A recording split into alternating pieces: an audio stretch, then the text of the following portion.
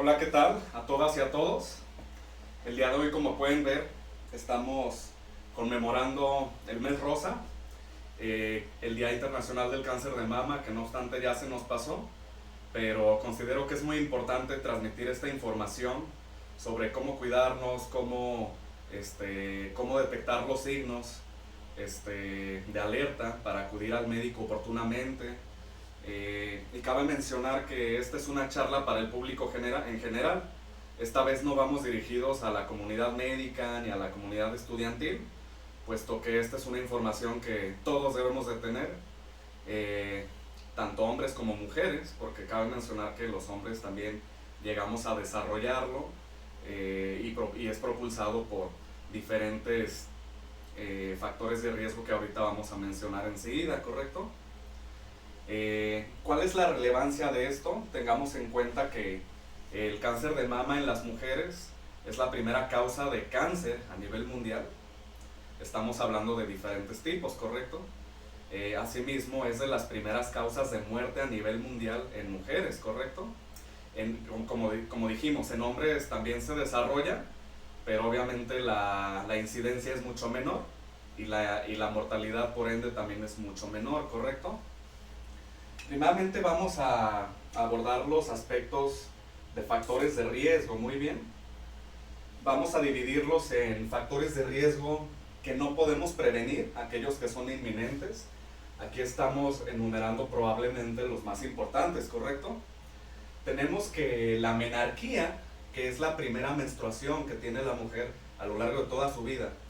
Aquella menarquía que es antes de los 12 años de edad, es un factor de riesgo para que la mujer desarrolle cáncer de mama a lo largo de su vida, ¿correcto? Recuerden, estamos hablando de factores de riesgo. Esto no quiere decir que ya es un aspecto inminente para que la mujer desarrolle el cáncer de mama, muy bien.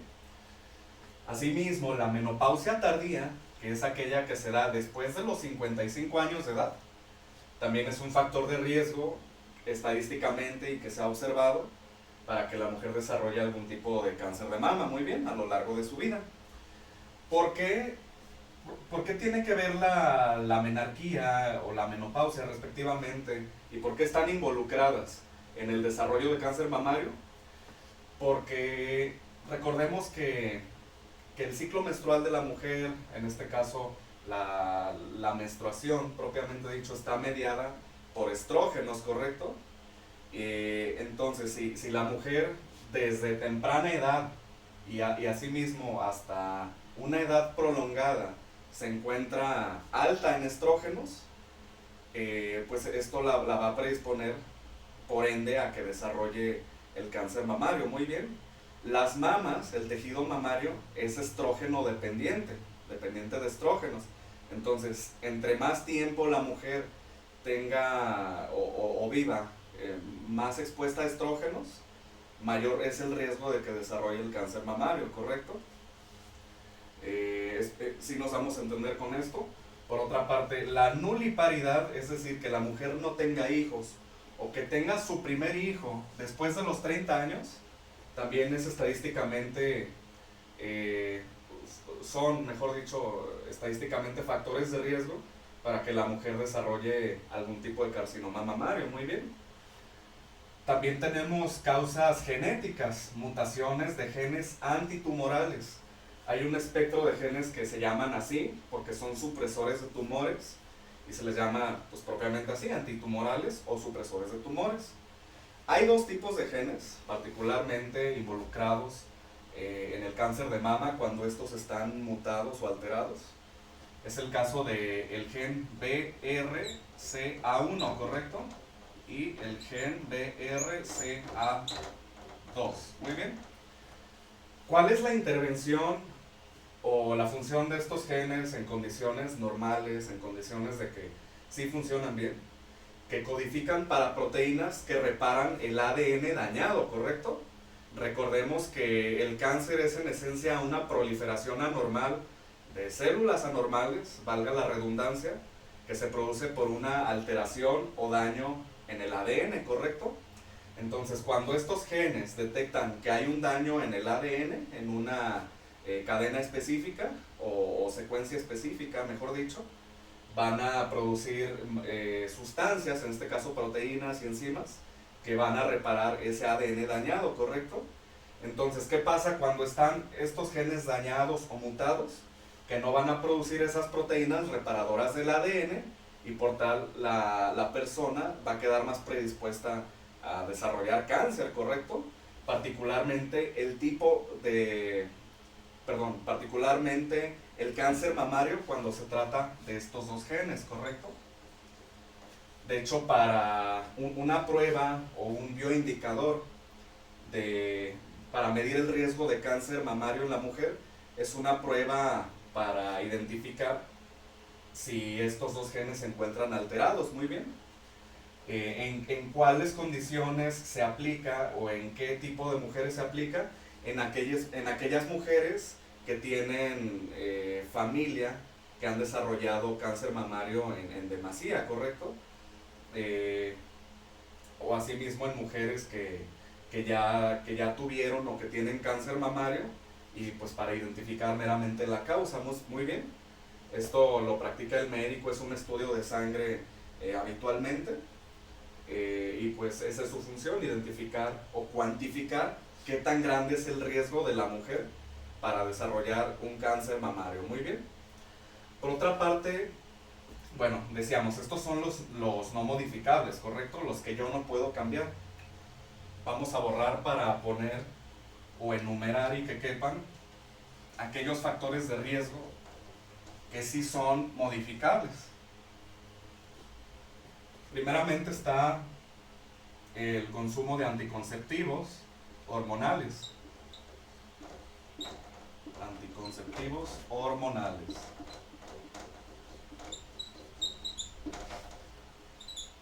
¿Por qué será esto? Pues volvemos a lo mismo. Acabamos de decir que las mamas, el tejido mamario, es dependiente de estrógenos. Y los anticonceptivos hormonales, básicamente o en su mayoría, están compuestos de un tipo de estrógeno y de progesterona, ¿correcto? O de derivados de progesterona, que es otra de las hormonas que produce la mujer y que interviene en el ciclo menstrual, en el embarazo, etcétera, etcétera, ¿verdad? Y asimismo, como los estrógenos pueden intervenir en el desarrollo del cáncer mamario, también lo puede hacer la progesterona, ¿correcto? También la progesterona elevada o la progesterona que consume la mujer a partir de anticonceptivos, pues puede ser un factor propulsor a largo plazo para que desarrolle cáncer mamario. No con esto quiero satanizar a los anticonceptivos. Al final del día es el médico quien decide qué tipo de mujer, en base a su historia clínica, a su perfil, a su estado de salud, quien determina qué mujer es candidata, a poder consumir los anticonceptivos. Por otra parte, hay que recordar que los anticonceptivos no nada más tienen la indicación de la anticoncepción. Hay otras enfermedades, otros trastornos, otras entidades clínicas en que se prescriben. Es el caso de la endometriosis, es el caso de quistes ováricos, de tumoraciones, etcétera, etcétera. Entonces, con esto quiero decir que para el consumo de los anticonceptivos, sea con fines de planificación familiar o no, pues es el médico quien sabrá determinarlo para que el riesgo sea bajo o llegue a ser nulo incluso, ¿correcto? Por otra parte, existen los estrógenos ambientales, ¿correcto? Ahorita vamos a decir de qué se trata esto.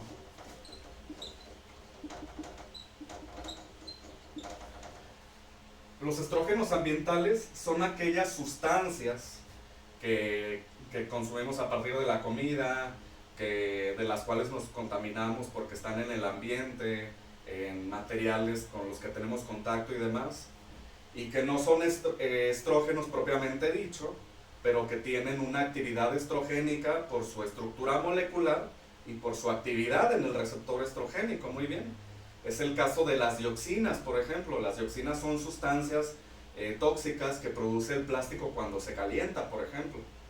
Por eso, por ejemplo, un factor de riesgo aquí, si lo vinculamos con un estilo de vida habitual, pues es el consumo de bebidas calientes en recipientes de plástico, por ejemplo, o también de bebidas frías, de agua embotellada, de refrescos, por ejemplo, porque también las dioxinas se liberan cuando el plástico se enfría.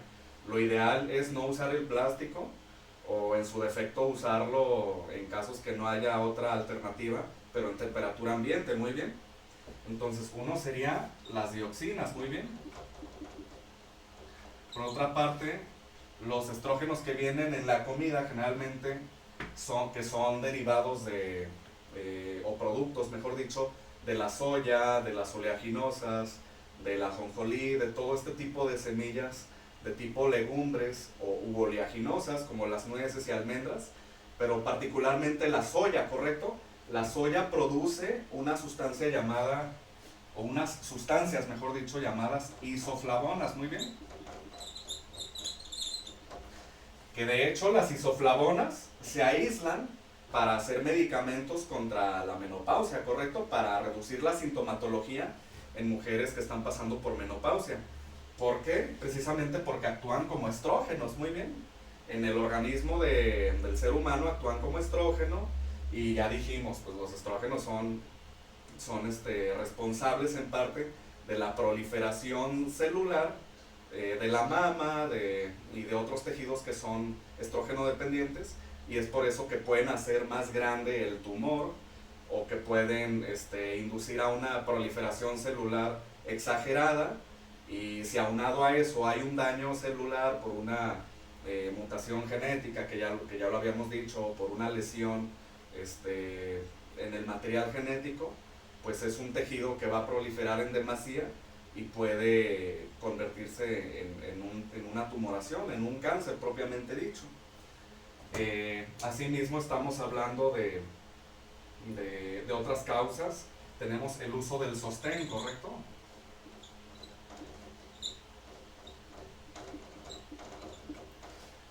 Para aclarar este punto, cabe mencionar, es un factor de riesgo que es dependiente del uso que se le dé al sostén o al brasier, ¿correcto?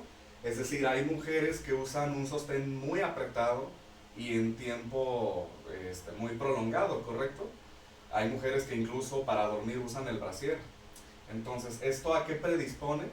A que no haya un correcto drenaje linfático, ¿correcto? A que la mama no respire bien, dicho coloquialmente, que no excrete sus toxinas de la manera más adecuada, y esto predispone también a la carcinogénesis, a la malignización del tejido mamario. Esto pues obviamente por preceptos culturales, por estereotipos y demás, pero aquí cabe hacer una mención, puesto que hay una paradoja con el uso del sostén. Resulta que muchas mujeres piensan que usando el brasier o el sostén no se les va a caer tanto el busto, en tanto sucede lo contrario. Sucede que si yo soy una mujer, en el caso de que yo fuera una mujer, y uso el brasier muy ajustado o en periodos muy prolongados, lo que voy a hacer es subsecuentemente debilitar mis ligamentos suspensorios de las mamas, y esto va a provocar que se caigan más, porque no tiene su función de estar o de existir dicho ligamento, y de fortalecer la musculatura circundante y demás. Entonces esto lo mencionamos para que lo tengan en cuenta tanto en el aspecto de estética como en el aspecto de salud, muy bien. Está también la obesidad, muy bien. Tenemos otros factores como el sedentarismo.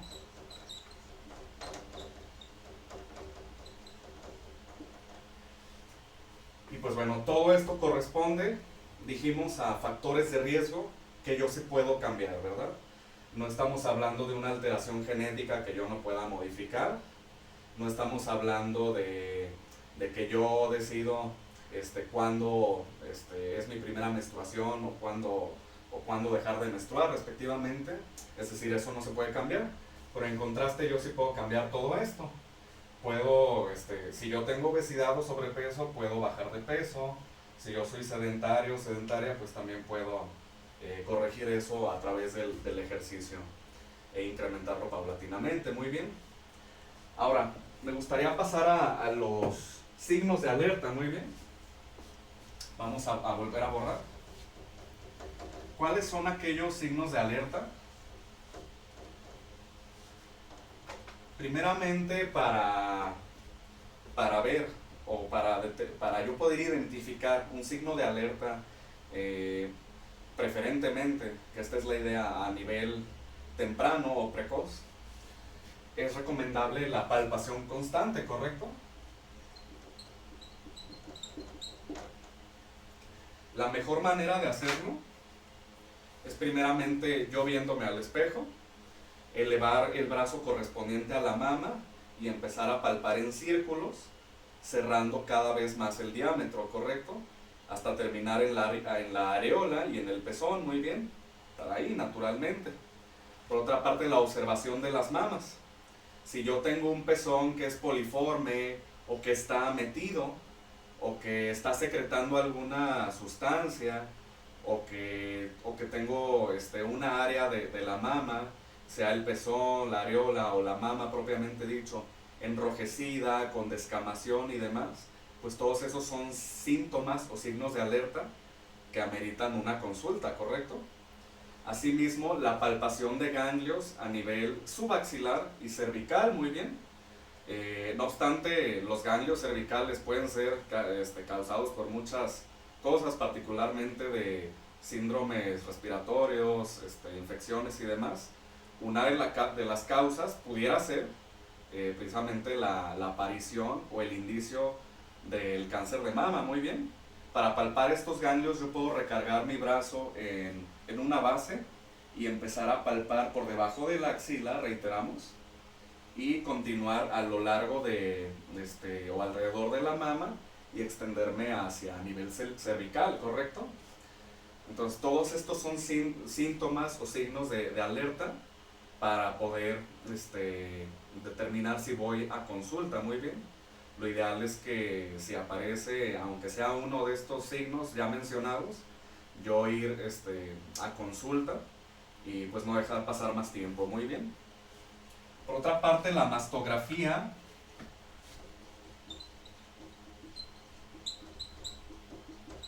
es recomendable a partir de los 40 años.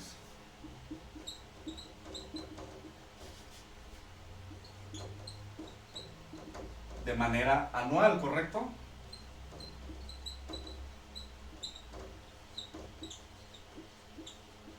Es decir, cada año, muy bien. Y pues su correcta interpretación por parte del especialista. Y a partir de los 55 años,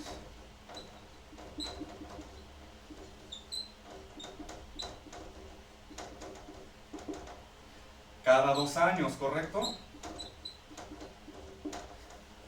¿Por qué? Porque a partir de los 55 años, como la mujer ya no produce tanto estrógeno, estadísticamente, pues ya el riesgo por ende baja, muy bien. No obstante, sí es recomendable seguirla practicando y además de esto, pues estar yendo a consulta en estos periodos de tiempo, muy bien, para su posible detección oportuna. Entonces, como conclusión, ¿qué es lo que debo yo hacer o cómo puedo reducir ese riesgo inminente? A partir de esos factores que son modificables, los que acabamos de decir, en caso de yo cumplir con alguno de los factores no modificables, perdón, pues particularmente acercarme con más razón al médico para que me indique cuál es el protocolo o el tratamiento preventivo a seguir más adecuado. Por ejemplo, en las mujeres que decíamos que sí tienen la mutación de estos dos tipos de genes, que es el BRCA1 y el BRCA2, hay varias opciones terapéuticas profilácticas o preventivas. Una de ellas es la mastectomía, en la cual se retira el tejido glandular mamario para que si la, para que la mujer así de esta forma ya no llegue a malignizar ese tejido por la alta probabilidad que hay de que lo desarrolle en algún momento de su vida. Muy bien. Asimismo, pues, si yo soy una persona que tiene esos factores que no son modificables, tratarlo de compensar con aquellos que sí son modificables. Muy bien. Decíamos también del consumo de la soya. Con la soya no nada más nos referimos a la soya como tal, sino a todos sus derivados. Salsa de soya, leche de soya, incluso algunos alimentos que no propiamente son de soya o a partir de la soya, llegan a tenerlo en pequeñas trazas como aditivos. Muy bien. Entonces vale la pena tomar todos estos aspectos aunado a la atención médica oportuna y la información constante, que es la manera de prevenirlo. En el hombre decíamos que también es el riesgo.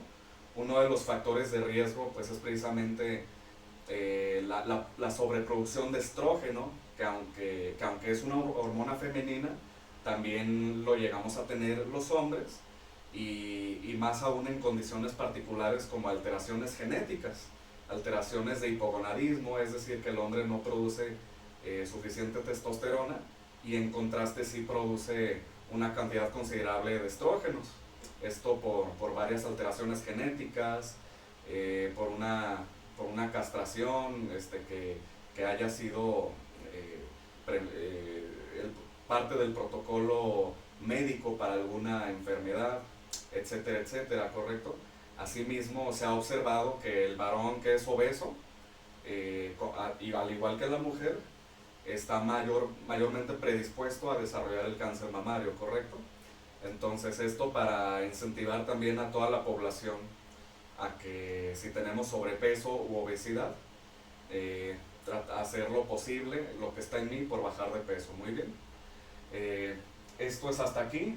Espero que haya quedado claro. Vamos a responder dudas y preguntas para el público que tenga sus intereses en particular, y pues espero que haya quedado claro y entendible. Muy bien, hasta la próxima. Y hay que recordar aquí que la mejor medicina es la prevención. Muy bien, entonces centrarnos más que nada en eso. Hasta la próxima y muchas gracias.